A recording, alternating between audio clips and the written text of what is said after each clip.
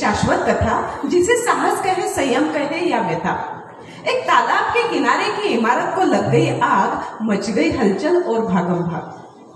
कुछ लोगों ने आग पर पानी डालना शुरू किया, कुछ लोगों ने आग पर पानी डालना शुरू किया, कुछ लोगों ने आग में गिरे लोगों को निकालना शुरू किया। हर एक ने वो किया जो था उनकी पहुंच में। हर एक ने वो किया जो था उनकी पहुंच में। एक चिड़िया भी डाल रही थी पानी भरकर अपनी चोंच में। तभी उसी पेड़ के कौवे ने मुस्कुराते हुए कहा, आता कौवा म्हणजे राजकारणातली माणसं नाही बरं का, म्हणजे जी विघातक शक्ती असते ना समाजातली ती। तभी उसी पेड़ के कौवे ने मुस्कुराते हुए कहा, चिड़िया बहन तेरा ये प्रयत्न व्यर्थ है। तू सुई की नोक से समस्या का ताला खोल रही है, पत्तों के बाढ़ से पहाड़ तोड़ रही है। जाएगा मेरा नाम आग लगाने वालों में नहीं, आग बुझाने वालों में आएगा। मला वाटतं या सगळ्या महिला शूर कर्तबगार आहेत, त्यांच्यासाठी एक पतसंस्था चालवणं म्हणजे ह्या काळात नक्कीच शूरत्व आहे। त्यांच्यासाठी ही कविता मी समर्पित केलेली आहे।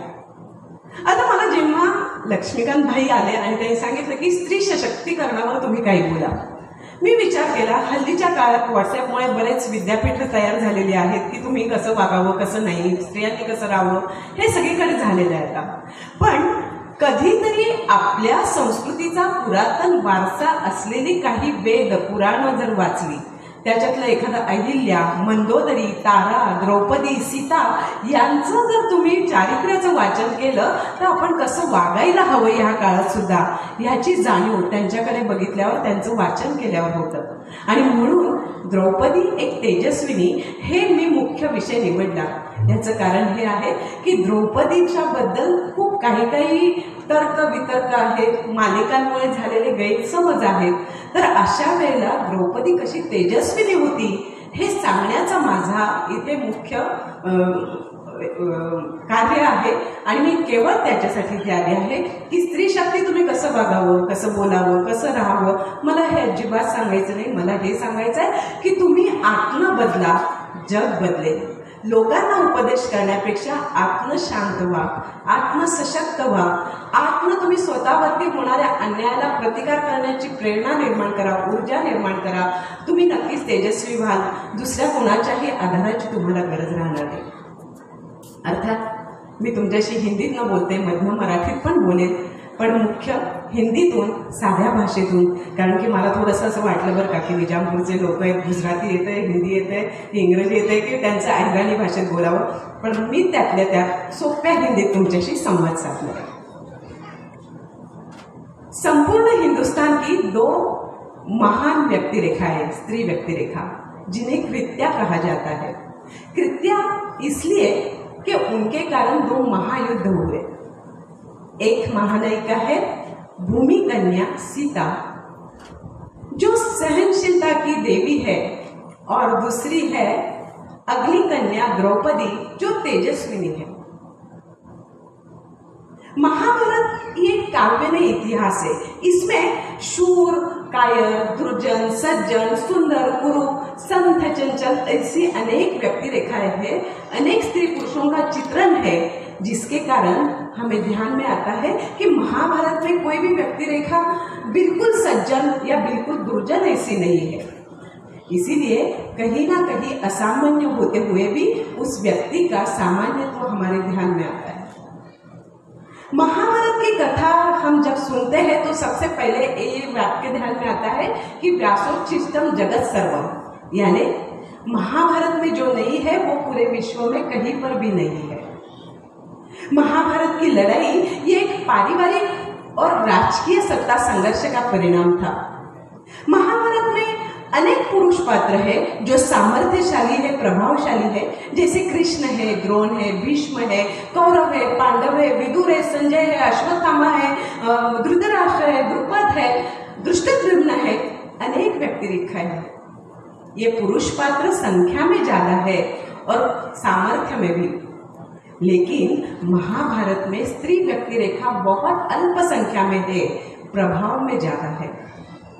पुरातन काल में कहते थे कि स्त्रियों और पुरुषों का सामर्थ्य उनके बाहुबल में होता है, उनके शस्त्रास्त्र निपुणता में होता है, लेकिन पुरातन काल से आज तक स्त्रियों का सामर्थ्य, स्वयं पर हुए अत्याचार का प्रतिकार करने का सामर्थ्य स्त्रियों के आत्मतेज में होता है, आत्म प्रभाव में होता है। स्पष्ट शब्दों में कहा जाए तो उनके चारित्र्य में होता है।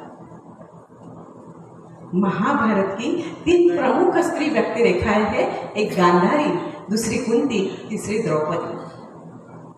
आप सबको ये महाभारत की कथा, द्रौपदी की कथा सबको मालूम है, लेकिन कुछ ऐसी घटनाएं, कुछ ऐसे क्षण मैं आपको बताने वाली हूँ कि शायद कहीं ना कहीं हम लोगों के लिए वो गलत तरीके से, गलत रास्ते से हमारे यहाँ तक पहुंचे थे और कुछ गलत फहमियां द्रौपदी के लिए हमारे मन में हुई थी।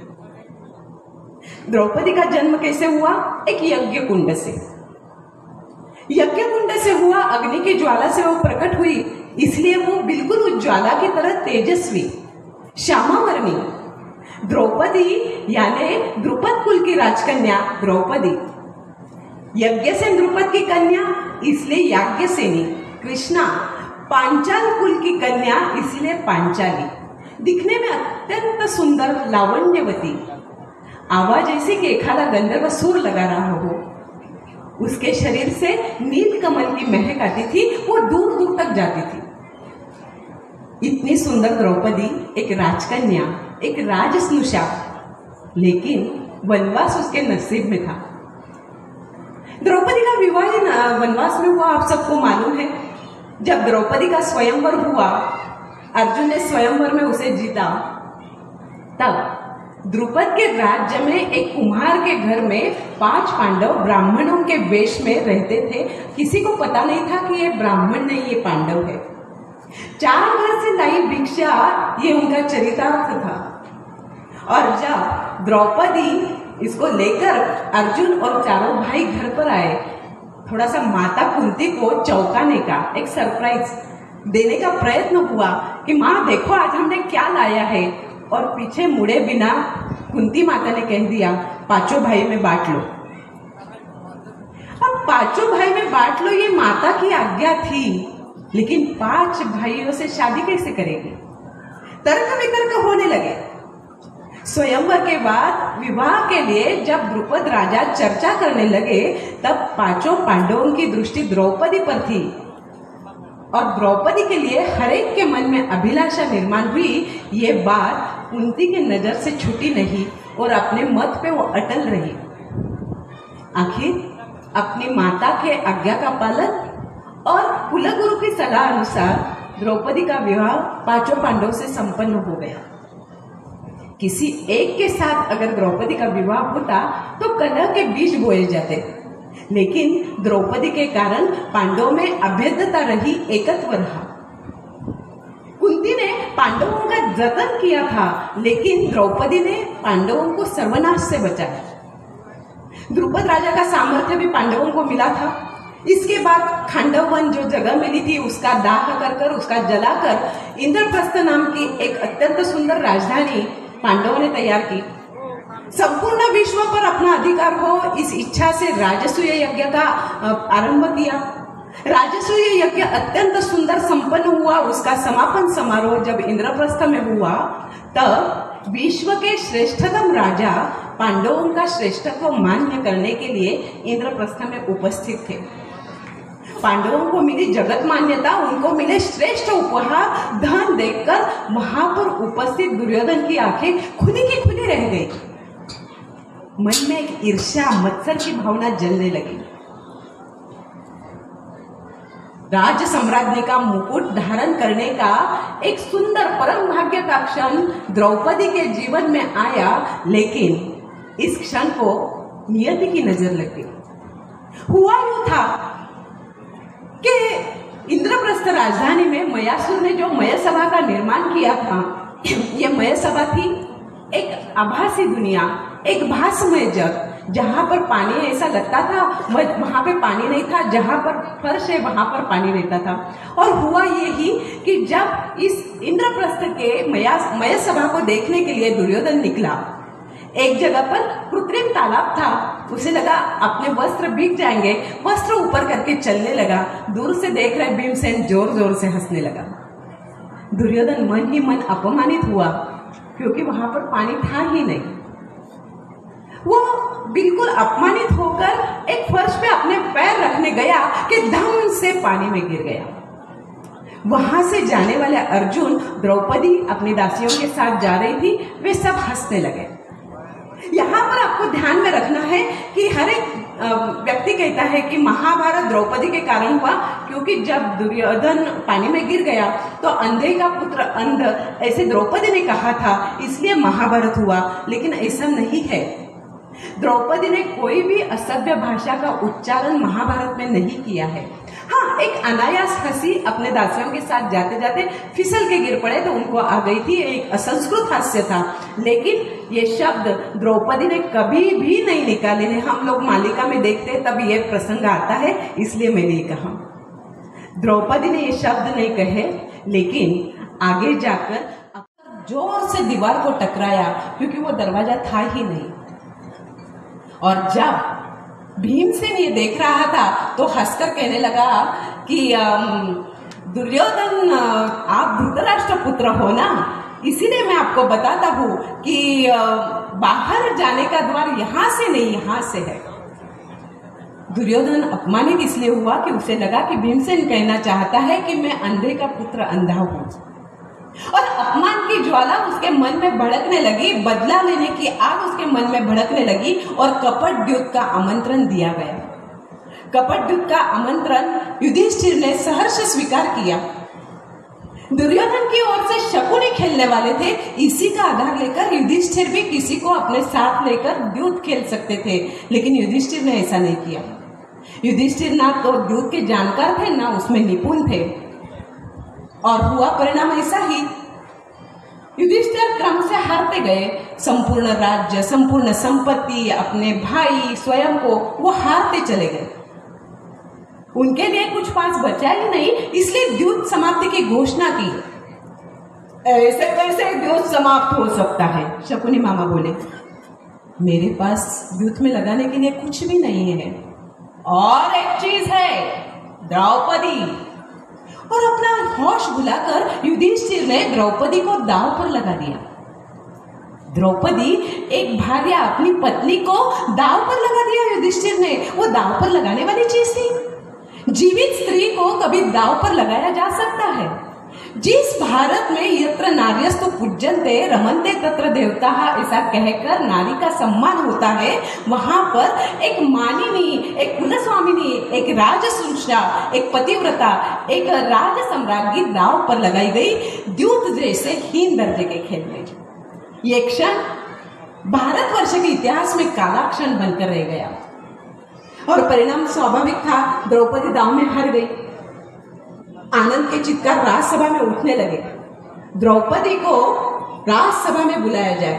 कर्ण के सुझाव पर दुर्योधन ने अपने सेवक प्रतिकामी को द्रौपदी को लाने भेजा। द्रौपदी ने कहा, मैं रानी हूँ, धृष्टद्युम्न की बहन हूँ, द्रुपद राजा की पुत्री हूँ, एक विश्व के सुंदर महल की, महान महल की मैं स्वामिनी हूँ। मुझे इस तरह से सिक्के के थैले जैसे दांव पर नहीं लगाया जा सकता, ना ही किसी नर्तकी की तरह राजसभा में बुलाया जा सकता है। प्रतिकामी खाली हाथ लौट आया। उसकी हिम्मत नहीं हुई द्रौपदी को हाथ लगाने की। फिर अपनी दासी अपनी आज्ञा का उल्लंघन कर रही है, ये ध्यान में आते ही क्रोधित दुर्योधन ने अपने मदान्ध भाई दुशासन को भेजा। किसी भी हाल में मैं द्रौपदी को राजसभा में लेके आऊंगा, इस निश्चय से दुशासन द्रौपदी के सामने खड़ा हो गया। द्रौपदी के आंख में आकांत और डर। एक वस्त्र, खुला कुंतल केश संभार, क्रोध से कांप रही थी। चलो। कहाँ? राजसभा में। क्यों? क्यों का मतलब? हमने तुम्हें द्यूत में जीता है, अब तुम हमारी दासी हो, बटकी हो बटकी। अब हम कहेंगे वो आपको सुनना पड़ेगा। चलो। मैं नहीं आऊंगी। कैसे नहीं आओगी? हर हाल द्रौपदी उसे समझाने की कोशिश कर रही थी कि भ्राताश्री आप ऐसा मत कीजिए, ये कुरुकुल के हित में नहीं है। लेकिन दुशासन कुछ भी सुनने की स्थिति में नहीं। हाँ, जब कोई सामान्य स्त्री लज्जावश परपुरुष के सामने अपना वर्णन नहीं कर सकती है, लेकिन इस आशा से, झूठी आशा से कि शायद ये सुनकर भ्राताश्री कहेंगे कि ठीक है भाभीश्री, मुझे माफ करना, आप नहीं आए राजसभा में तो भी चलेगा।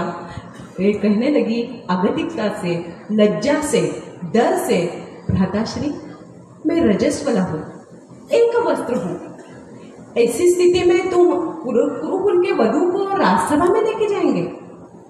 एक वस्त्र होगी, रजस्वला होगी, मुझे इतना ही मालूम है कि हमने तुम्हें द्यूत में जीता है और हम तुम्हारे स्वामी हैं, और दासी के शरीर पर वस्त्र रखना, उसे निर्वस्त्र करना, ये सर्वस्व अधिकार स्वामी का है। चलो, यहां तक की स्थिति आ गई, अब क्या करें? शायद अंतपुर में आश्रय मिल सकता है। इस झूठी आशा से, आकांक्षा से, डर से द्रौपदी अंतपुर की ओर दौड़ी। उसका पैरों तक आने वाला खुला केश संभार हवा में लहराया। दुशासन आगे बढ़ा, वो केश संभार हाथ से पकड़ा, द्रौपदी के गर्दन में एक झटका मिला, मुख से आह निकली, पीड़ा से कंठ सूख गया। गिर रहे एक वस्त्र को एक हाथ से संभालकर दूसरे हाथ से अपने आंखों के आंसू पोंछते हुए द्रौपदी को दुशासन घसीटते हुए राजसभा में लेकर आया। द्रौपदी ने राजसभा में अपने पांचों पति की ओर देखा। वो पांचों पति नीचे गर्दन झुकाए बैठे थे। द्रौपदी के ध्यान में आया, भरी सभा में मैं अकेली हूं। उन्हें अपने धृतराष्ट्र से न्याय की पुकार की। दुविधा भरे चेहरे से अंधे राजा इधर उधर देखता रहा। अपने भीष्म पितामह से भी न्याय की पुकार की। उसने कहा कि वो सभा नहीं जहां वृद्ध जन नहीं, वो वृद्ध नहीं जहां धर्म नहीं, और धर्म नहीं जानते ऐसा कभी हो नहीं सकता, क्योंकि धर्म का महत्व सत्य से है, और सत्य वो नहीं जो कपट भाव से बोला जाए। सत्य की सुंदर इसी परिभाषा द्रौपदी ने परखड़ वाणी से बोल दी। और फिर निष्कपट सत्य उच्चारण का अधिकार जिन्हें था, ऐसे भीष्म पितामह को पूछा, मुझे इन्होंने हारने के पहले दांव पर लगाया था या हारने के बाद? और अगर हारने के बाद लगाया था तो एक हारी हुई व्यक्ति मुझे पुनः दूसरे व्यक्ति पर अधिकार कैसे जमा सकती है? पितामह बोले, पुत्री, धर्म की गति गहन होती है। धर्म ऐसा कहता है, शास्त्र ऐसा कहता है कि जिस क्षण तुम्हारा पति दास हुआ, उसी क्षण पत्नी इस नाते से तुम उसकी दासी हुई। ऐसा था तो मुझे फिर से दांव पर लगाने की जरूरत कैसे की? और अगर ये हो रहा था तो राजसभा में बैठे सारे धर्मज्ञ क्या कर रहे थे? वो सारे मौन और निशब्द बैठे थे। क्रौर्य को न्याय का रूप मिला था, सभ्यता और लज्जा का नामो निशान नहीं था। वास्तव में देखा जाए तो दुर्योधन, दुशासन, कर्ण और शकुनी बहुत खुश हो रहे थे पांडवों की द्रौपदी की हालत देखकर, लेकिन बाकी के सभा में बैठे सभी मन ही मन उनका धिक्कार कर रहे थे। लेकिन इतिहास का दुर्भाग्य है, जब राष्ट्र पर आपत्ति आती है तब ज्ञानी तपस्वी मौन धारण करके बैठ जाते हैं। यह स्थिति आ गई। लेकिन गांधारी के हस्तक्षेप से सहम कर धृतराष्ट्र ने द्रौपदी को 3 वर मांगने के लिए कहा। द्रौपदी ने पहला वर मांगा, मेरे पति की दास्य भाव से मुक्ति हो। दूसरा वर, उनके शस्त्रास्त्र के साथ उनकी मुक्ति हो। तीसरा वर मांगो, हम तुम्हारा हरा हुआ राज्य वापस दे देंगे। उसकी जरूरत नहीं है। मेरे पति को आपने मुक्त किया, शस्त्र के साथ मुक्त किया, अपने पराक्रम के बल पर वे हरा हुआ राज्य हासिल कर लेंगे। उसी पराभूत अवस्था में भी द्रौपदी ने अपने पति पर इतना विश्वास दिखाया था। आजकल के जमाने में शायद पति के साथ कोई एक आध दूसरा निर्णय चूक जाता है, कोई आर्थिक संकट आ जाता है, या घर में कुछ वाद प्रश्न निर्माण हो जाते हैं, तो हम क्या कहते हैं, मी होते म्हणून टिकले, नहीं तो तुमचं काय झालं असतं माहिती है मला। लेकिन द्रौपदी ने ऐसा नहीं किया। उसी अवस्था में भी अपने पति पर उसने विश्वास दिखाया, और द्यूत के कारण 12 वर्ष वनवास और 1 वर्ष अज्ञातवास उसे भुगतना पड़ा। पांडवों के नसीब में आया। ध्यान में रखना कि पांडवों की इतर रानियां जो थी, बाकी पत्नियां जो थी, वो अपने बच्चों के साथ अपने पियर, अपने पिता के घर चली गई।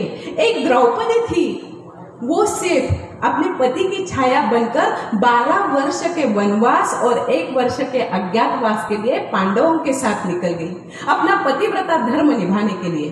वास्तविक में द्रौपदी वनवास में जाने के लिए वचनबद्ध नहीं थी, फिर भी वो पांडवों के साथ गई, उनकी छाया बनकर।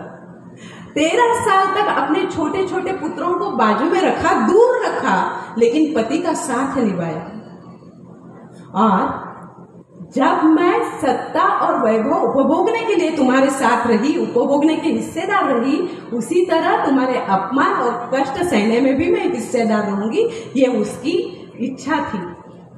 वो वन में चली गई पांडवों के साथ। आजकल कोई 13 साल ऐसा कोई उपक्रम कर सकता है? बच्चों को छोड़ के तो बिल्कुल ही नहीं। तुम्ही तुमचे जा, मी माझी राहते इथं, व्हाट्सएप ने अपन बोलत रहो, ऐसा हो सकता है। लेकिन द्रौपदी 13 साल तक दूर रही अपने पति के लिए, पति के साथ। और वहां पे भी वाले जयद्रथ का शिरच्छेद किया जाए, ऐसी क्रोधित द्रौपदी की भावना थी। लेकिन युधिष्ठिर ने उन्हें मुक्त कर दिया। क्यों? का वध कर जयद्रथ ने उसका बदला लिया। इसलिए कहते हैं ना कि शत्रु को कभी अपना नहीं कहना चाहिए, ना तो उस पर विश्वास रखना चाहिए या ना तो उसे छोड़ देना चाहिए। वेद काल में ऐसी बात हुई थी कि विरोचन पुत्र बलि, बलि राजा, आप लोग दिवाली में नाम लेते ना कहानियों में, बलि, उनके पितामह प्रहलाद जी, इनको उन्होंने पूछा था कि तेज श्रेष्ठ की क्षमा श्रेष्ठ। हम बोलते ना क्षमा करते रहना चाहिए, क्षमा करते रहना चाहिए, लेकिन तब प्रहलाद जी ने कहा था कि अत्यंत तेज, सतत कठोर रहना भी अच्छा नहीं है और क्षमाशील रहना भी अच्छा नहीं है। सतत कठोर रहेंगे तो शायद घर के आपके लोग भी आपसे दूर हो जाएंगे, शायद संस्था में, समाज में काम कर रहे हैं तो कार्यकर्ता भी दूर हो जाएंगे। लेकिन आप सतत क्षमाशील रहे तो शायद घर के नौकर भी आपकी बात नहीं सुनेंगे।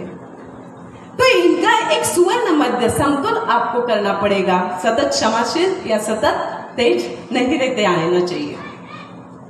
12 वर्ष का वनवास पूरा हो गया। 1 वर्ष के अज्ञातवास के लिए विराट राजा के मत्स्य देश में जाने का पांडव और द्रौपदी ने निश्चित किया। वहां पर कंकभट्ट के वेश में युधिष्ठिर विराट राजा के राजसभा में, बृहन्नला के वेश में अर्जुन नृत्यशाला में, बल्लभ के रूप में भीम भोजनशाला में, अश्वबंध के रूप में अश्वशाला में नकुल और कंतिपाल के रूप में गौशाला में सहदेव, ऐसे वहां पर काम के लिए लग गए। स्वयं द्रौपदी सैरंध्री नाम से सुदेशना रानी के महल में दाखिल हुई। सुदेशना रानी का श्रृंगार करने का कार्य सैरंध्री ने लिया, लेकिन कार्य को लगने के पहले ही उसने अपनी कुछ शर्तें बताई। एक, वो केवल सुदेशना का श्रृंगार करेगी, किसी के पैर नहीं धोएगी और परपुरुषों की सेवा नहीं करेंगे। सुदेशना के यहाँ पर सैरंध्री काम करने लगी और कुछ महीने बीत गए। अचानक सुदेशना के भाई और विराट राजा के तथा मत्स्य देश के सेनापति कीचक की नजर सैरंध्री पर पड़ी। उसके सौंदर्य से वो घायल हो गया। सैरंध्री को पाने के लिए वो उसके पीछे पड़ गया।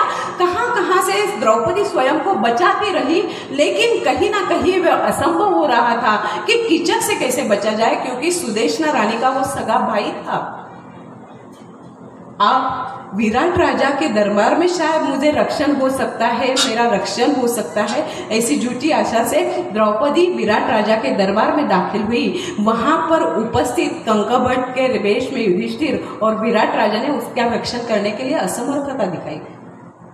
अपमान से आहत हुए द्रौपदी ने भोजनशाला में सोए हुए बल्लभ को, भीम को जोर जोर से हिला के उठाया।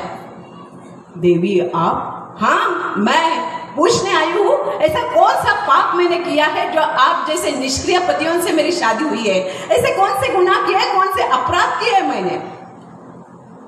भीम ने करुणा से द्रौपदी के दोनों हाथ में लिए। छालों के कारण वे दोनों हाथ कठोर बन गए थे। वो दोनों हाथ अपने चेहरे पे रखकर भीमसेन रोने लगा।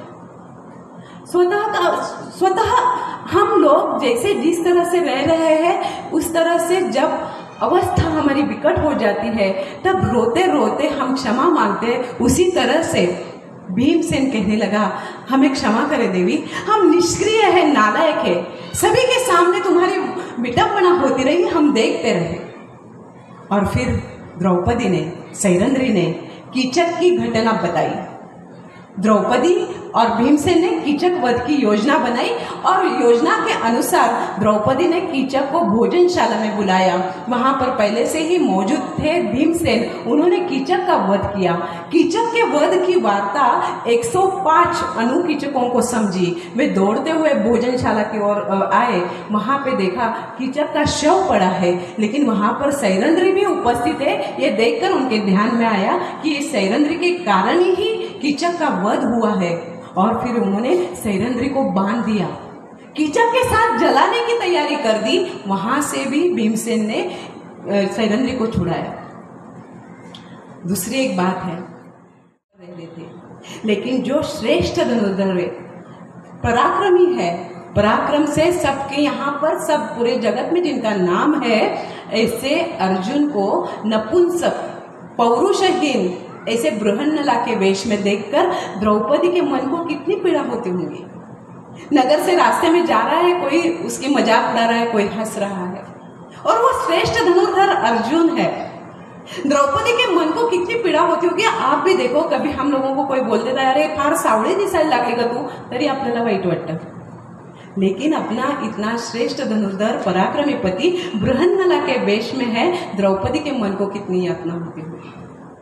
लेकिन अपने परखड़ वाणी से पांडवों में क्षात्र तेज का संचार कराने का कार्य द्रौपदी कर रही थी। द्रौपदी पांडवों की एकत्व की अभ्यंतरता की निशानी थी, वो पांडवों की प्रेरक शक्ति थी। द्रौपदी अत्यंत उत्तम ऐसी गृहिणी थी, वो एक कामिनी थी, मानिनी थी, तेजस्विनी थी, अपने पति के स्वास्थ्य का ध्यान रखने वाली उत्तम गृहिणी थी। और इसकी कथा बहुत सुंदर है। जब पांडवों को वन में जाना पड़ा, तब भगवान श्री कृष्ण उनको मिलने के लिए अपनी पत्नी सत्यभामा के साथ निकले। रास्ते में हस्तिनापुर में अपनी बुआ और पांडवों की माता कुंती, इनसे मिलकर आगे वो जाने वाले थे। माता कुंती से मिले, बुआ जी से मिले। भगवान श्री कृष्ण ने पूछा कि बुआ जी, मैं वन में पांडवों को मिलने जा रहा हूँ, आप अपने पुत्रों को कुछ संदेश देना चाहते हो?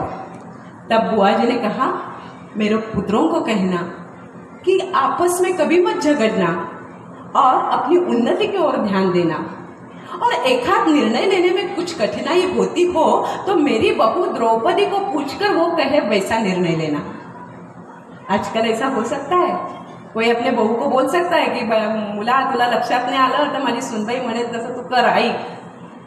हम बोलते हैं शादी हुई तो बेटा मेरे साथ बात ही नहीं करता, बहू के आगे आगे करता है। इस तरह से हमारे काम होने लगते हैं। लेकिन एक कर्तव्य संपन्न, दक्ष, चतुर कुंती भी कह रही थी कि अगर कुछ बात आपके ध्यान में नहीं आती है तो आप द्रौपदी से पूछकर वो जैसा कहेगी वैसा निर्णय लेना।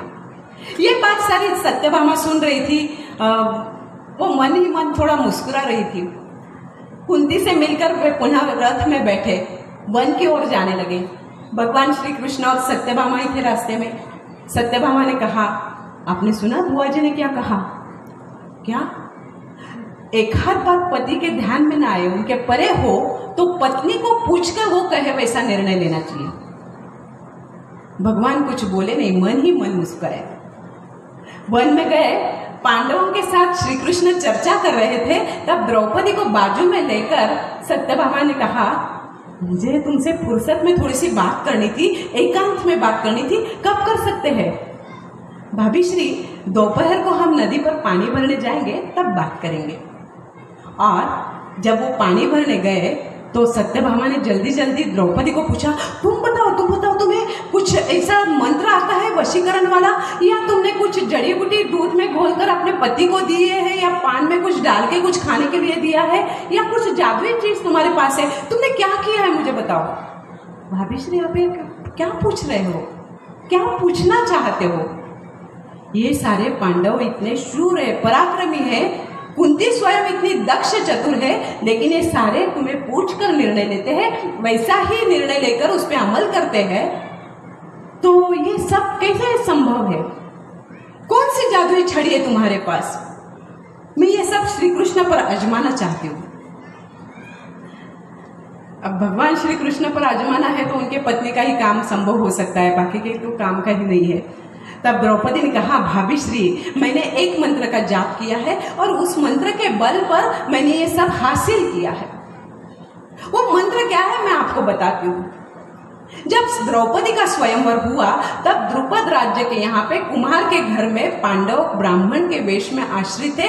4 घर से लाई भिक्षा मांगकर वो चरितार्थ कर रहे थे।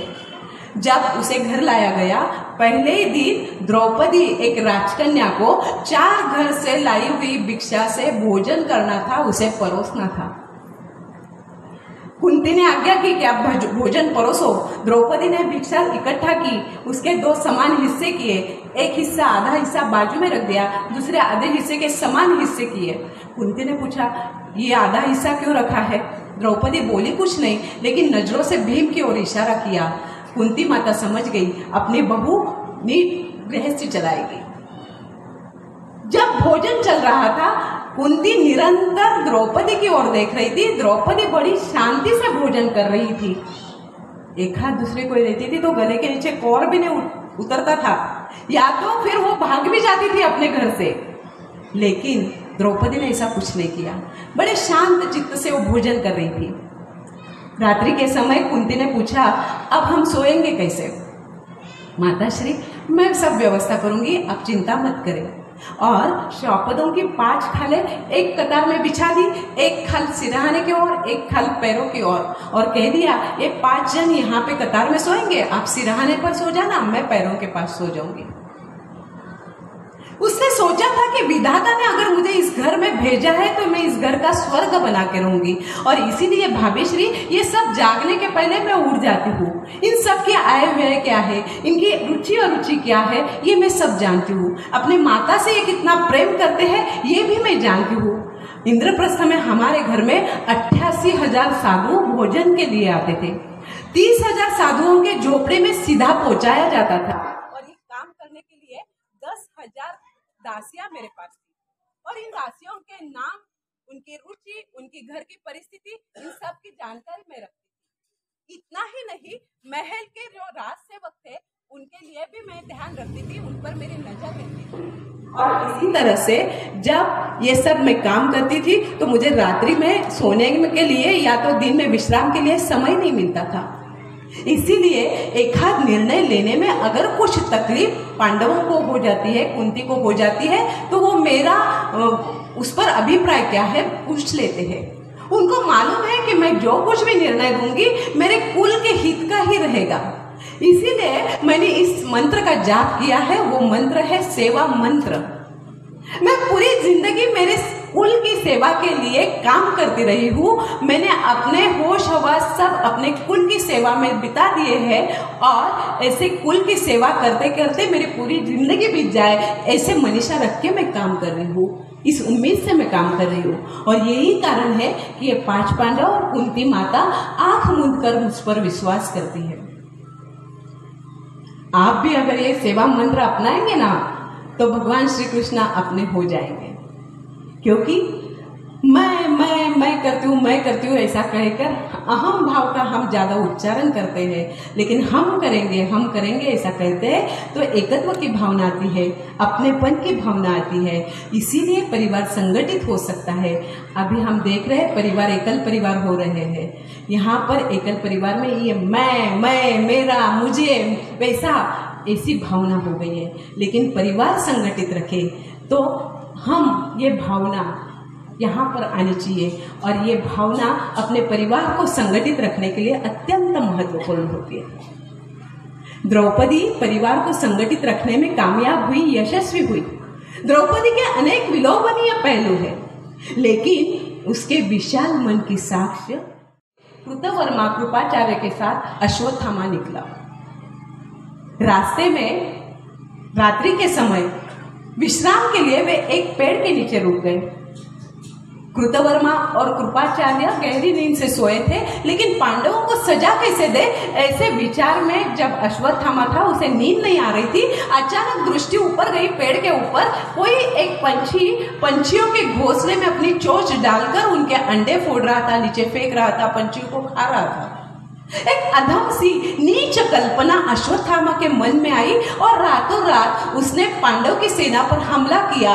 रात में सोए हुए द्रौपदी के भाई धृष्टद्युम्न पर हमला किया, उसका वध किया। पांडवों के 5 पुत्रों पर हमला किया और उनका भी वध कर दिया। रात के सोने के समय में, वो जब गहरी नींद में थे, तब 5 पांडवों के वध से, 5 पुत्रों के वध से पांडवों का भविष्य नष्ट हो गया। पर मुझे एक माता कहकर मन में विचार आता है कि ठीक है, 5 पांडव थे, उनके 5 पुत्र थे। जैसे युधिष्ठिर से प्रतिविंध्य था, भीम से श्रुतसोम पुत्र था, अर्जुन से श्रुतकर्ता था, नकुल से शतानिक था और सहदेव से श्रुतसेन। ये 5 पुत्र थे, 5 भाइयों के 5 पुत्र, लेकिन एक माता की कोख से जने ये 5 पुत्र थे। द्रौपदी के 5 पुत्रों की हत्या की गई थी। क्रोध और शोक से संतप्त बेहाल द्रौपदी को समझाने का, उसकी सांत्वना करने का सामर्थ्य किसी भी पांडव में नहीं था। द्रोणाचार्य पुत्र अश्वत्थामा की हत्या किए बगैर मेरे मन का दाह शांत नहीं होगा, नहीं तो मैं प्राण त्याग दूंगी। और भीमार्जुन अश्वत्थामा के पीछे लग गए। अश्वत्थामा को उन्होंने पकड़ा, द्रौपदी के सामने खड़ा कर दिया। भीम और अर्जुन अश्वत्थामा के वध के लिए अधीर थे, उत्सुक थे। द्रौपदी ने एक बार भीम और अर्जुन की ओर देखा, एक बार अश्वत्थामा की ओर देखा। अचानक उसका हृदय यकायक भर आया और वो बोली, आप अश्वत्थामा का वध मत करना। वो कितना ही क्रूर हो, नीच हो, लेकिन तुम्हारे गुरु द्रोणाचार्य का पुत्र है और गुरु ने दी हुई क्षात्र विद्या के कारण ही तुम्हें युद्ध में विजय संपादित करते आया है। ये कितना भी क्रूर हो, लेकिन अपनी माता की इकलौती संतान है। इसके वध से, इसकी हत्या से वो माता निपुत्रिक हो जाएगी और निपुत्रिकता का दाह कितना भयंकर होता है, इसका 5 गुना ज्यादा अनुभव मैं कर रही हूँ। इसलिए मेरे नसीब में आया दुख किसी माता के हिस्से में न आए। आप अश्वत्थामा की हत्या मत करो। द्रौपदी सुंदर थी, लेकिन उससे भी सुंदर उसका अंतःकरण था। अपने वंश का संहार करने वाले शत्रु को वात्सल्य दिखाने वाला मातृ हृदय द्रौपदी के पास था। द्रौपदी महाभारत और व्यास जी की प्रेरक शक्ति थी। द्रौपदी के पास कोई शरीर सामर्थ्य नहीं था, कोई शस्त्र औजार नहीं चलाया, कुछ भी नहीं, लेकिन अपनी वाणी का तेज, आंखों की ओज और अपने आत्म तेज से महाभारत के जितने भी पुरुष पात्र हैं, उनके पुरुषार्थ का गर्वहरण द्रौपदी ने किया। महाभारत का अंत अकेले द्रौपदी और 5 पांडवों के जीवन का अंत नहीं था, उनके कुल का अंत था। ये एक युगांत था और इस युगांत की हर पीड़ा, हर वेदना को द्रौपदी ने सहर्ष स्वीकार किया। राज सम्राज्ञी बनी, राज सम्राज्ञी का मुकुट पहना, राजदूत में दाव पे लग गई, फिर अपमानित होकर घसीटते हुए राजसभा में उसे लाया गया। इसके बाद 12 वर्ष का वनवास, 1 वर्ष का अज्ञातवास, स्वतः के भाई के वध का, धृष्टद्युम्न का वध का दुख, अपने 5 पुत्रों की हत्या, निपुत्रिकता का दाह सहन करना, ये सब मरण प्राय यातना सहन करते हुए द्रौपदी का प्रिया, सुंदरी, पतिव्रता और पंडिता, इन 4 भूमिकाओं में व्यास जी ने चित्रण किया है। महाभारत में जितने भी व्यक्ति रेखा है, जितने पात्र है, जितनी भूमिकाएं है, उस व्यक्ति रेखा में से आप द्रौपदी का नाम निकाल दो, कोई सार नहीं बचेगा, कोई रोचकता नहीं रहेगी, कोई रंजकता ही नहीं रहेगी। क्योंकि द्रौपदी तेजस्विनी थी। तेजस्विनी बनने के लिए पहले सहनशील बनना पड़ता है। सहनशीलता बढ़ानी चाहिए। दुर्भाग्य से आजकल हम उद्दंड, मराठी में कहते हैं उद्धट वर्तन करने वाले को तेजस्वी कहते हैं। लेकिन द्रौपदी कर्तृत्वशाली थी, पतिव्रता थी। अनेक संकटों का सामना उसने किया, अनेक पांडवों के अनेक कार्य संकट जो थे उनके लिए वो सामने आती रही, प्रतिकार करती रही। पांडवों के दास्यत्व से भी उसने ही मुक्ति की थी और इसी तरह से पांडवों के साथ उनकी छाया बनकर द्रौपदी चलती रही। अपने बच्चों को, अपने पुत्रों को दूर रखकर 13 साल वनवास अपनी पति की छाया बनकर अपने पति के साथ पतिव्रता का धर्म निभाने निकल गई। 5 पति को अपने मुट्ठी में रखने का असामान्य कर्तृत्व भी द्रौपदी का था। द्रौपदी एक कर्तृत्वशाली महिला थी। वो उसके कण-कण में अतुलनीय पौरुष था, तेजस्विनी थी वो। ऐसी कर्तव्यगार द्रौपदी, एक पतिव्रता द्रौपदी और अत्यंत तर्कशुद्ध बुद्धिमान द्रौपदी, उसके जैसे तेज ओज उनकी कहानी सुन सुनकर अपने अंतरात्मा में भरते रहे। इसलिए द्रौपदी एक तेजस्विनी, ये मेरा एक प्रयोग था, एक मेरा प्रयास था। आप सब ने द्रौपदी को सुना। द्रौपदी के लिए आपके मन में शायद कुछ भावना होगी या तो कोई मराठीत समझ गैर समझ शायद हो सकते हैं, पर मुझे लगता है कि द्रौपदी की ये सब बातें सुनते हैं तो द्रौपदी जैसे तेजस्विनी बनने का प्रयास हम सब जरूर करेंगे, क्योंकि द्रौपदी ने स्वयं पर हुए हर एक अत्याचार का प्रतिकार किया। कभी रोते नहीं बैठी, लड़ती रही और अपने साथ साथ अपने पति के साथ भी रही, पतिव्रता धर्म निभाया। ऐसी पतिव्रता बनने की कोशिश, ऐसे कर्तृत्वशाली महिला बनने की कोशिश, ऐसे ओजस्वी तेजस्विनी बनने की कोशिश द्रौपदी के चरित्र द्वारा हम पुनः पुनः करते रहे। इस प्रार्थना के साथ मैं मेरे वाणी को विराम देती हूँ। धन्यवाद।